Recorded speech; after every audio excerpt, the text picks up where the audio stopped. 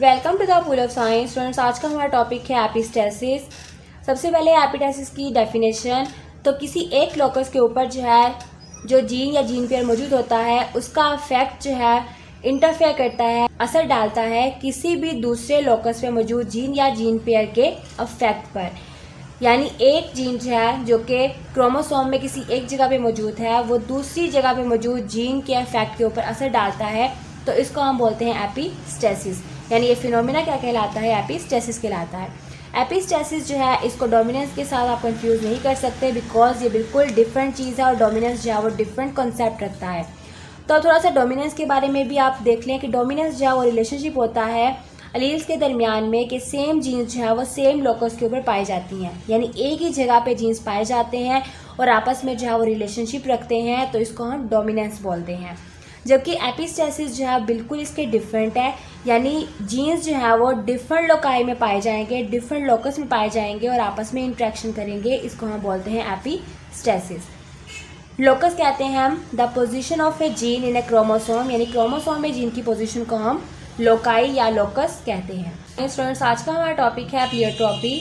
जब एक single gene वो 2 या 2 से ज़्यादा ट्रेट्स को अफेक्ट करती है, इसको बोलते हैं हम प्लियोट्रॉपी। ट्रेट्स कहते हैं वो करैक्टर जो कि हमारी बॉडी में फिजिकली शो होते हैं, उनको हम ट्रेट्स बोलते हैं। जीन्स के अंदर जो पेयर होते हैं उनको अलील्स बोलते हैं, यानी जीन्स में अलील्स पाए जाते हैं और अलील्स जो करैक्टर शो करती हैं उनको हम ट्रेट कहते हैं। तो जब एक सिंगल जीन वो 2 या 2 से ज़्यादा करैक्टर्स को अफेक्ट करती है, इस फिनोमिना को हम प्लियोट्रॉपी कहते हैं। जीन्स वो मल्टीपल फिनोटाइपिक इफेक्ट वो रख सकती है, जिसकी वजह से हम फिर इसको बोलेंगे प्लियोट्रॉपिक जीन्स। एग्जाम्पल उन्होंने 3 आपको दी हुई है। तो पहली एग्जाम्पल ये है ड्रोसोफिला की। तो ड्रोसोफिला के अंदर जो वाइट आई जीन होता है वो ड्रोसोफिला में मौजूद स्पर्म स्टोरिंग ऑर्गन्स की शेप को अफेक्ट करता है। यानी जो स्पर्म स्टोरिंग ऑर्गन होता है जिसको हम स्पर्मेथिका बोलते हैं, उसके अंदर जो स्पर्म की स्टोरेज होती है उसकी शेप को ये वाइट आई जीन वो अफेक्ट करता है। यानी इस जीन का काम सिर्फ है कि आई को वाइट कलर प्रोवाइड करना, लेकिन इसके अलावा ये दूसरे करैक्टर को भी इफेक्ट कर रहा है, तो इसीलिए इसको बोलते हैं प्लियोट्रॉपी। इसके बाद जीन्स जो कि ह्यूमन के अंदर ग्रोथ रेट को अफेक्ट करते हैं, इसके अलावा ह्यूमन के अंदर वो हाइट और वेट को भी अफेक्ट करते हैं। नेक्स्ट थर्ड जो एग्जांपल है वो है कैट के बारे में कि डोमिनेंट एलील वो कैट के अंदर कैपिटल W होता है। तो कैपिटल W वो ना सिर्फ कैट के अंदर प्योर वाइट फर बनाता है, बल्कि उसके अंदर डीपनेस यानी बहरापन वो भी डिवेल्प करता है।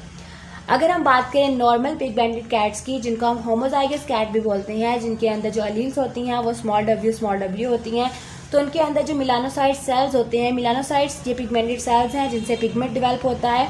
तो मिलानोसाइट सेल्स वो उनके फर के पिगमेंट को प्रोड्यूस करते हैं।